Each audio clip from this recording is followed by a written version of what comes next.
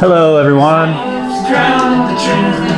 Welcome to video number 5 of relief printing from home. So far what we got here from our last print session is right here on the floor. I laid out all these prints that I printed.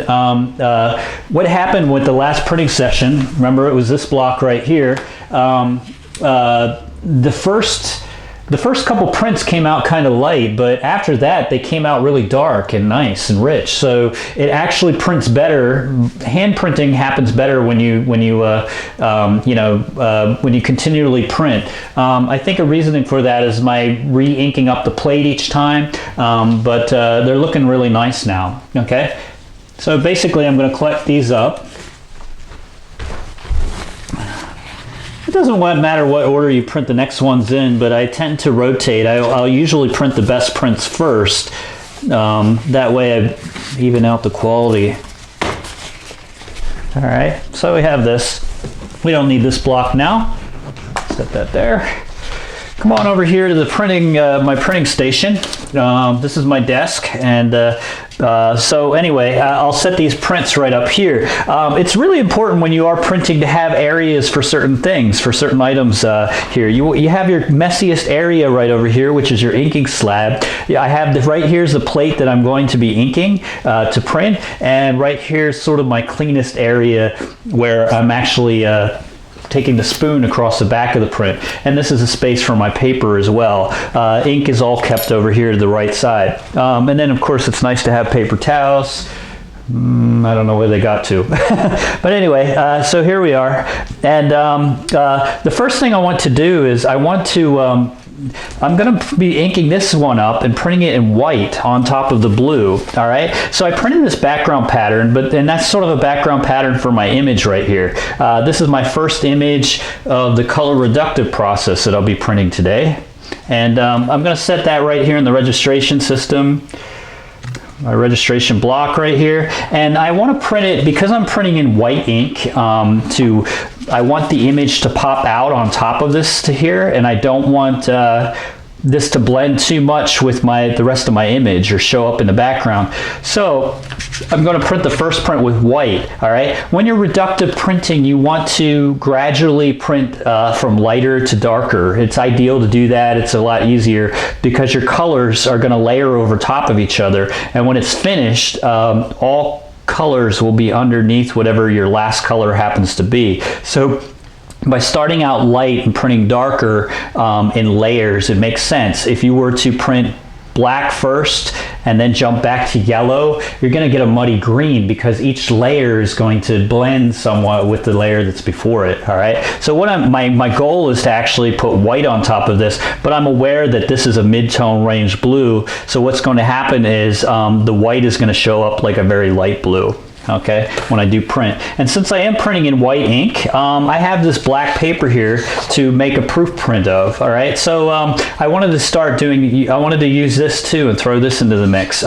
It's sort of a heavyweight paper, so I don't know how good I'll be at actually printing it, because hand printing relies on your pressure, on the pressure you when you're printing, and so this might be tough. But how do I get this into my registration system for a color reductive print? Well, I take it over my registration block, I'll set it right here, line it up with the edges, just like this, and I have little markers there on the block as well to remind me exactly where my holes are, and I got to take my 2 pins and make new holes in this, or make holes in this new paper. All right, so I'm going to carefully, I'm sort of guesstimating, but I don't want to run the risk of putting a new hole into the wood block in the registration system. All right, so I'm going to sort of lift it up, check real quick, check down, and then until I get my point back about where it should be. All right. Oh, the other way, actually, I know another way, and I just came up with this right now, this minute. Another way of doing this is if I registered this onto this paper. All right, so simply lay the paper that I already have pinholes in it over top of that, and poke a hole through, just like that. Okay, and I could have done that with both the black sheets that I have there. Now this one looks like it has 2 holes on it, doesn't it? Well, First one was a mistake. The second one's a little bit bigger, so I recognize that one as being the important hole. All right, so I poke the holes through that into the black paper, and then if I check it on here,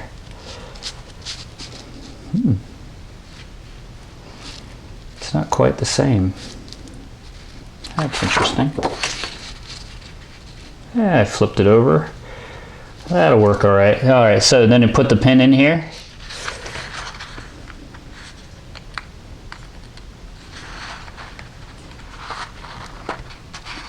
And it'll lock that in place. I can put the pin in here, and this one should fall into that hole as well. It's very important not to make any more holes in your registration block, or you'll get confused and you'll start printing.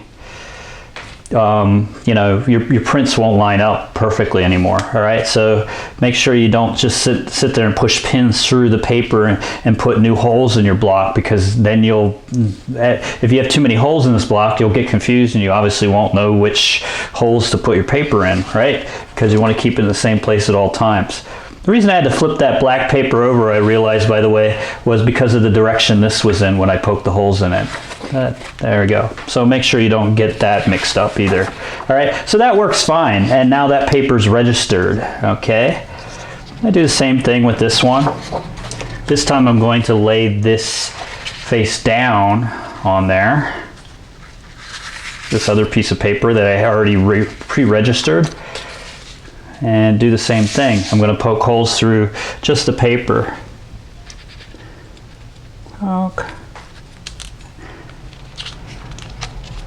Using the holes that are in the other piece of paper. Just like that. Alrighty. Now I've got some holes in paper, and I can print with this paper.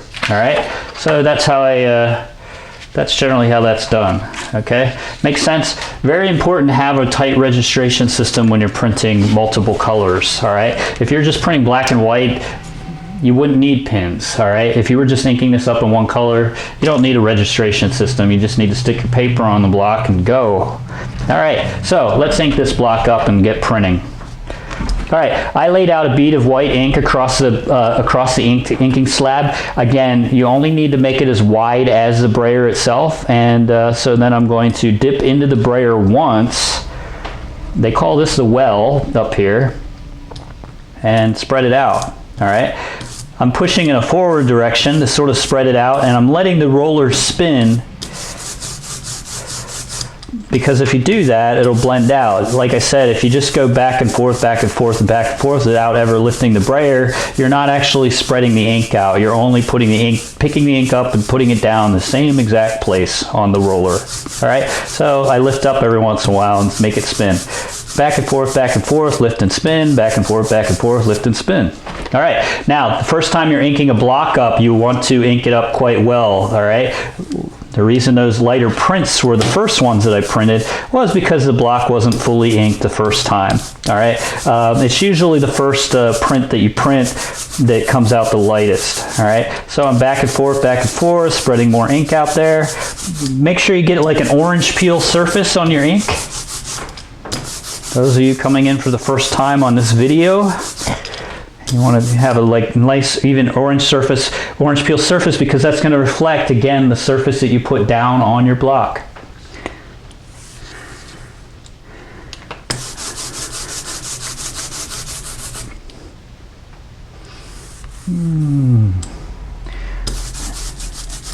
Anyone can do this. I mean, I think the first time I made a relief print might have been in 9th grade, but I could imagine even 7th grade students could do this at home. It's really fun. The ink is non-toxic. It's fairly safe. It's not 100% safe because colors are made from different materials, but it's washable. This is professional for low-grade quality ink. Speedball is known as your home printing resource, you know, for print from home sort of materials. They do carry, I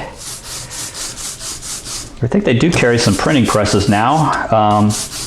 But a printing press can cost you at the least a minimum of $1,000 for a really small press. And a lot of us don't have that kind of money laying around, do we? You don't need a press when you're printing relief, though. You can also print mono prints without a press. And I've even seen some intaglio prints done that way as well, with mixed results. All right, I am inking up the entire block. I'm even hitting some of the lower areas in the block itself. The reason being is because I want some of those lines, those streak lines, to come out in the background. I think they'll add interesting surface to the print. So I'm going in both directions, and this is the first inking, so I'm doing a really heavy job of it. All right, I'm trying to get a lot of ink on there. My professor, John Dow, one of my printmaking professors at Tyler School of Art, where I went to school, he used to say that was, you're a member of the Gook School of Printing. You know, when you do this sort of heavy inked prints, when you make prints that way, that's what they call it, the Gook School of Printmaking. It's all right. It means you can print that way if you want. That's the way the German expressionists used to print. They used to print heavy. A lot of times they were hand printing, and so some of the times the ink would actually sit on the surface of the paper. They liked that because it was like painting, and they were also painting fairly heavy, using thicker ink or thicker paint when they painted, and that's why they did it that way. It also guarantees that you're going to get a good impression when you're hand printing, if it's a little bit thicker than if it was a little bit lighter. Notice how I'm only rolling the brayer forward and I'm not rolling it backward on the plate. Forward is releasing ink or laying down ink. When you roll backward, you're actually picking ink back up. All right? So like this. And you try to even it out, get a nice even stroke, because sometimes you can actually see those brayer lines when you're using a smaller brayer on a plate. All right? Smaller brayers are beneficial, and then they don't use as much ink when you're printing. But when you're printing with a larger brayer, you have to lay out a bigger band of ink.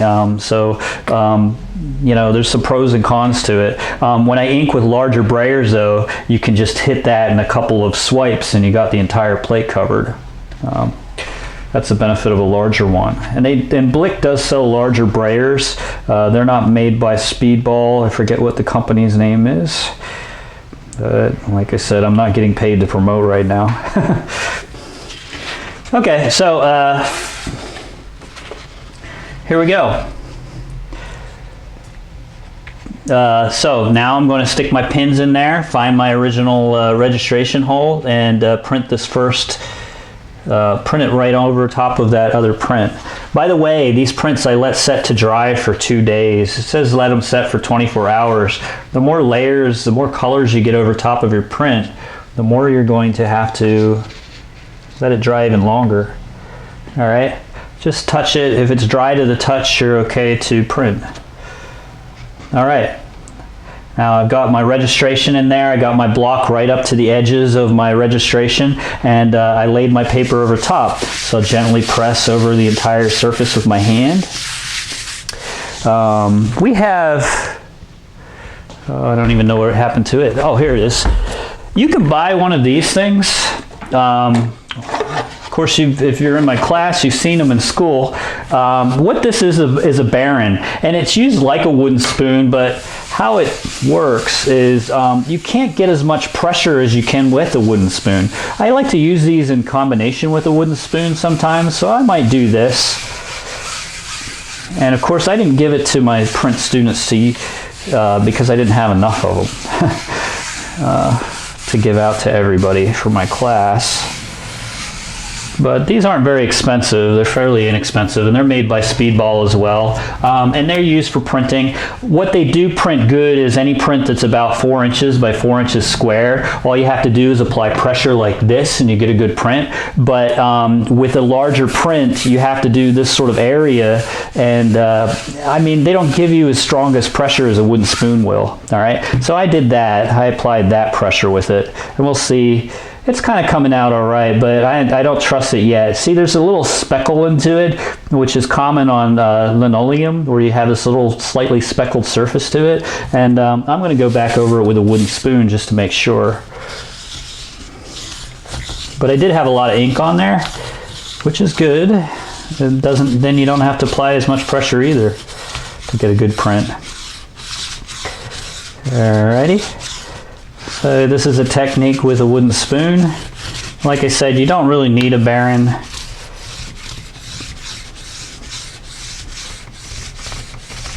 You can do pretty well with a wooden spoon. And I can always lift this up and check on it. By the way, the music I was playing was Cat Faces by Ugly Casanova.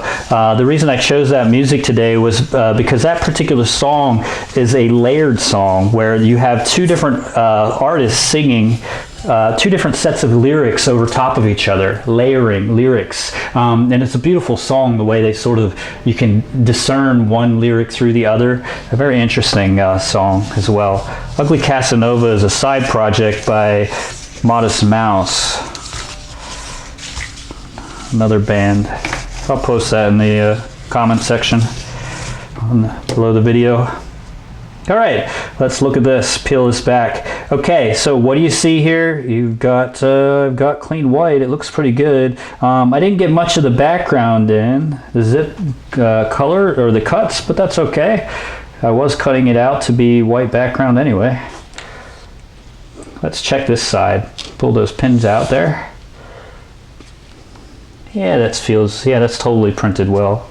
Alrighty, what you have here in this finished print is a light, or you have white, all right, because I printed white. Now I printed white over top of a blue, mid-tone range blue, so it kind of comes out like a very, very light blue, all right? But this will be my baseline color for my next carving job. What I have to do next is actually carve out every place in the block that I want to keep the white, all right? So any place I want to keep white here, I'll carve it out, particularly in the skulls, as you can see. And you can see the Sharpie marker line in there, all right? That's why it's important to draw with a Sharpie marker, because I can see where I need to cut next, even after I wash the plate off, which is in my next video, all right? That's how it's done. You can also see that some of the ink did transfer from the Sharpie marker. You won't notice that. You won't notice that when you get into color. When you're into pure white, any of the dirt that's on your plate will actually show up in it a little bit. But once I start layering colors over top of that, you'll no longer see those little marks or the, those little Sharpie marker lines. Also, as I consecutively print the next one after that, they will come cleaner as well. All right, that's it for today. Stay tuned for my next video where I show you cleanup, and I'll see you later. Happy printing.